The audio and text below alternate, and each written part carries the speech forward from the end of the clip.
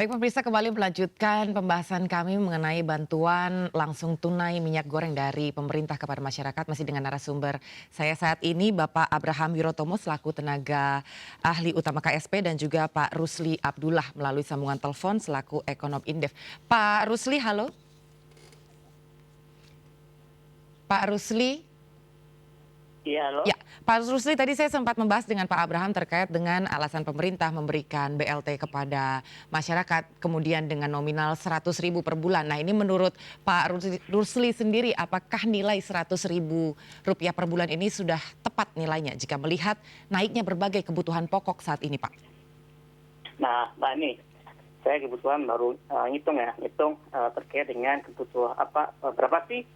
Apakah uang 100.000 itu cukup untuk seminggu ya? Nah, nih, saya ambil data, intinya kalau belanja di pasar tradisional, angka 100.000 itu tidak cukup, Mbak. Nggak cukup, Pak? Kalau pasar modern, ya, karena memang harga minyak goreng di pasar tradisional itu lebih tinggi daripada pasar modern. Nah, jadi ini saya hitung Mbak ya. Jadi saya ambil datanya dari Susunal Maret 2021. Ini konsumsi per kapita per minggu di Indonesia untuk minyak goreng adalah 0,23 liter. Kalau per bulan berarti dikalikan 4 itu 0,94 liter. Kalau seandainya harga sekarang itu adalah 20.000 rupiah per liter Mbak ya, misalnya untuk di pasar tradisional, Mbak itu saya ambil 20.800 per liter, rata-rata Indonesia. Berarti per minggu dia ada 83.000 dalam sebulan ya, kalau 83.000. Kalau seandainya dia minyak goreng kemasan merek 1, yang dia merek premium, harganya di 26.800, maka dia 107.000 butuhnya. Nah, kemudian kalau di pasar modern Mbak, di minyak goreng yang kemasan merek premium tadi, di sini harganya 20.600 sekian, ya. Dia butuh 82.000. Jadi ini yang menarik bahwa untuk minyak goreng curah itu mungkin cukup ya 83.000 ya untuk belanja di pasar tradisional. Tapi dengan asumsi itu harga kemarin hari Jumat kemarin. Nah, pertanyaannya gini, bagaimana agar harga ini itu tidak naik seperti itu Mbak, sama di minyak goreng curah ya, karena memang sebagian dari masyarakat kita itu terutama yang menengah ke bawah konsumsinya dalam minyak goreng curah. Dan saya kira ini menarik untuk bisa dicermati lebih lanjut. Dan pertanyaan gini Mbak berikutnya, kenapa kok tiba-tiba BLT? Ya. Bagaimana dengan kabar subsidi minyak goreng curah? Apakah karena pemerintah belum siap? Atau karena memang kalau ada orang bilang, masyarakat bilang, wah ini pemerintah kalau dari mafia, mungkin ini perlu kita dapatkan jawabannya dari pemerintah.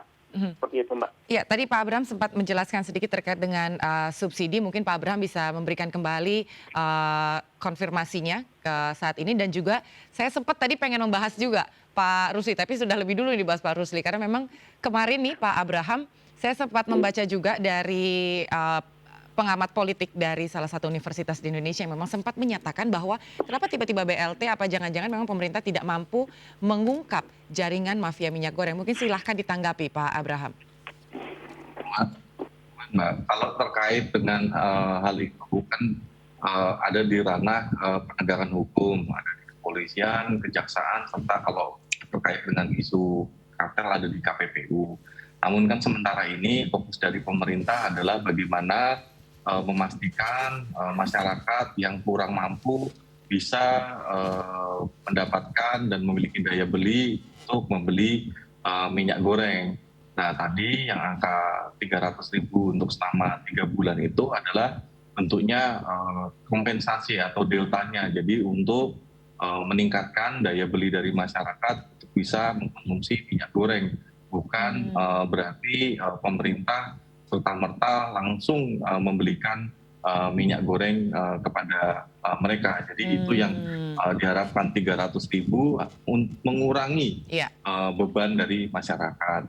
Nah, lalu untuk minyak goreng curah harga, nah, pemerintah berusaha untuk menekan harga tersebut dengan melakukan subsidi, di mana salah satu sumber dari subsidi itu memang dari tarif ekspor. Jadi semakin besar harga CPO, maka tarif ekspornya juga akan semakin tinggi, dan di situ artinya nilai subsidi yang bisa diberikan oleh pemerintah juga bisa semakin besar.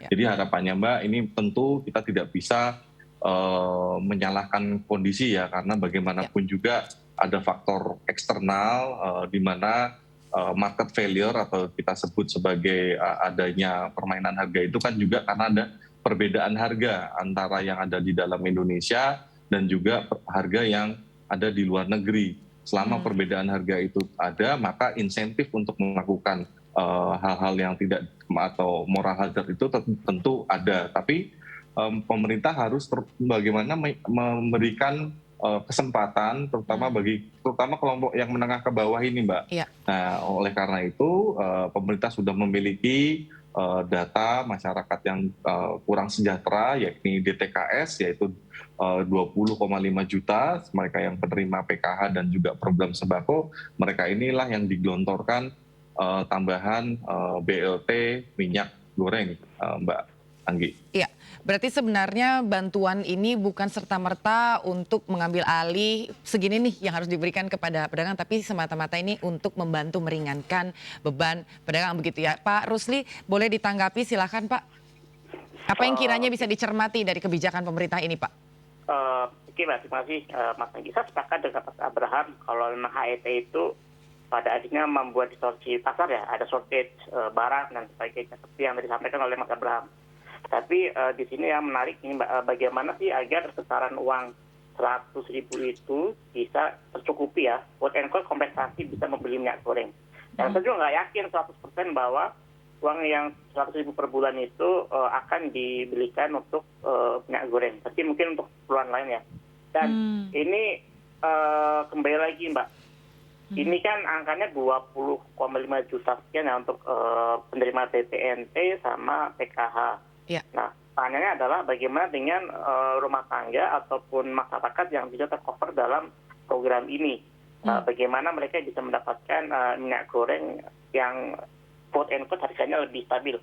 Kalau mungkin di sini ini ada semacam afirmasi policy ya, bagi mereka yang benar-benar miskin, pemerintah langsung turun tangan. Tapi pertanyaan berikutnya adalah bagaimana dengan misalnya yang dia atau mereka yang berada di garis yang agak kalau goncang dikit dia miskin, Mbak.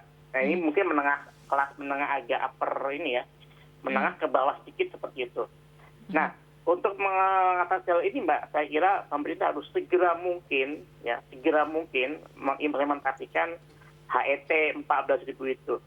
Dan tadi menyambung dari Mas Abraham, kan pemerintah sudah punya PMK baru ya, yang menaikkan tarif pungutan ekspor dan ekspor CPO. Jadi saya kira ini salah satu sumber pendanaan dari pemerintah melalui dana sawit untuk bisa segera menjadikan agar HET terutama minyak goreng curah itu harganya sesuai dengan diharapkan Rp14.000 itu, Mbak.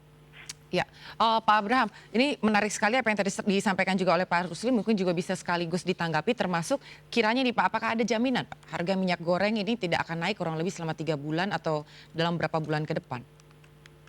Ya, itu tetap juga tergantung tadi, Mbak. Kan akar permasalahan dari kenaikan harga minyak goreng itu bukan situasi yang ada di Indonesia, namun adanya situasi yang ada di luar negeri. Tentu ini ada beberapa hal yang mana kita anggap sebagai faktor eksternal. Betul. Seperti kalau berdasarkan kajian dari salah satu institusi energi, kemungkinan harga minyak saja meningkat ke angka di atas 100 barel. Itu artinya ada peningkatan 31 kali lipat permintaan dunia.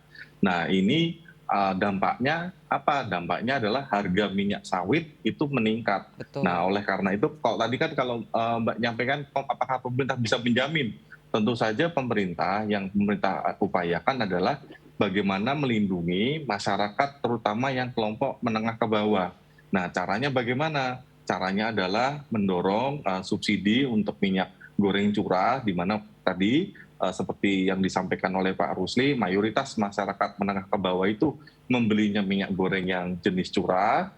Lalu yang kedua adalah meringankan mereka yang memang betul-betul tidak mampu, karena di dalam data DTKS itu setidaknya yang kita akan targetkan 20,5 juta keluarga dan juga 2,5 juta pedagang kaki lima yang akan mendapatkan bantuan langsung tunai, dan ini diharapkan oleh pemerintah bisa mengurangi beban dari masyarakat, Mbak Anggi. Kalau soal harga minyak dunia, tentu saja kita harus melihat bagaimana kondisi permintaan dunia seperti apa, Mbak Anggi. Betul, berarti kan sebenarnya kan ini adalah sesuatu situasi yang tidak bisa dikontrol oleh negara begitu. Nah, seandainya ada kenaikan lagi nih Pak, apakah nantinya akan ada penyesuaian subsidi atau penyesuaian BLT ke depannya seperti apa Pak Abraham?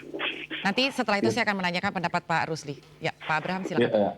Ya, tentu itu akan kita lihat. Namun pemerintah sudah mengantisipasi itu dengan membuat penetapan kenaikan tarif ekspornya itu, Mbak Anggi, itu setiap harga CPO dunia itu naik $50 per ton, maka tarif ekspornya naik $20. Artinya semakin tinggi harga CPO dunia, maka tarifnya juga akan semakin tinggi. Dan ini diharapkan akan memperkuat kemampuan pemerintah untuk memberikan subsidi kepada masyarakat, Mbak. Oke, silakan Pak Rusli untuk tanggapannya, termasuk sempat adanya pernyataan ini dari salah seorang pengamat politik yang sempat berpendapat bahwa lebih baik menstabilkan harga dibandingkan bagi-bagi BLT. Tanggapannya Pak Rusli, silakan. Mbak, jadi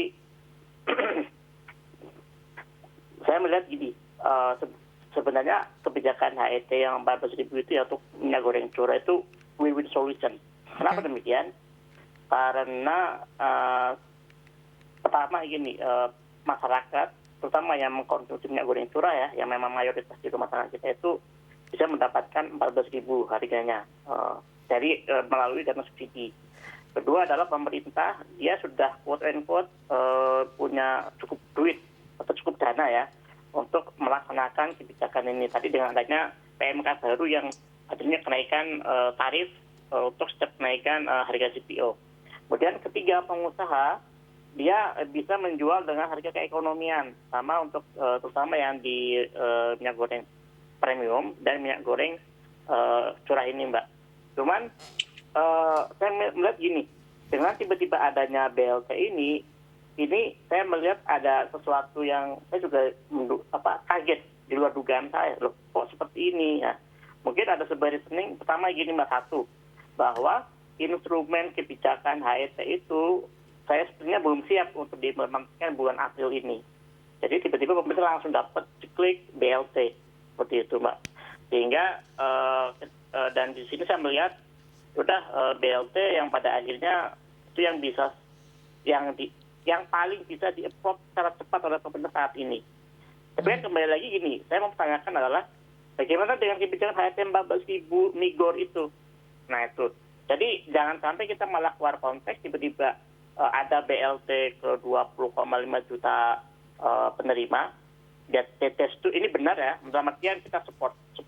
Tapi bagaimana dengan janji 14.000 itu HET minyak goreng untuk minyak goreng curah? Nah, jangan sampai kebijakan HET BLT ini mengkaburkan atau menegasikan apa yang menjadi tadi the last choice policy di bulan Maret kemarin, HET 14.000 untuk minyak goreng curah, Mbak. Okay. Karena gini, di luar 20,5 juta itu kan masih banyak masyarakat yang lain yang tadi saya sampaikan yang bukan non penerima PKH, tapi dia kalau seandainya ada kenaikan harga minyak goreng itu dia merasa berat juga lah seperti itu, Pak.